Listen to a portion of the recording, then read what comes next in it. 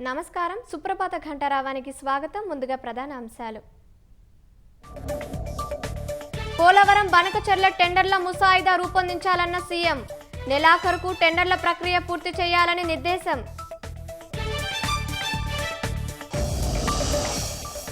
ఇకపై ఏటా డిఎస్సి నిర్వహిస్తామన్న మంత్రి లోకేష్. సంపూర్ణ అక్షరాస్యత కోసం అక్షరాంధ్రకు శ్రీకారం.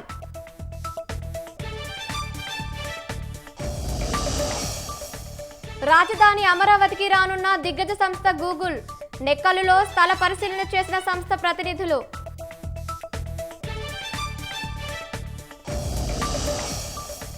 రోడ్డు ప్రమాద బాధితులకు 1,50,000 వరకు ఉచిత వైద్యం. 7 రోజుల పాటు పొందేలా వీలు కల్పించిన కేంద్రం.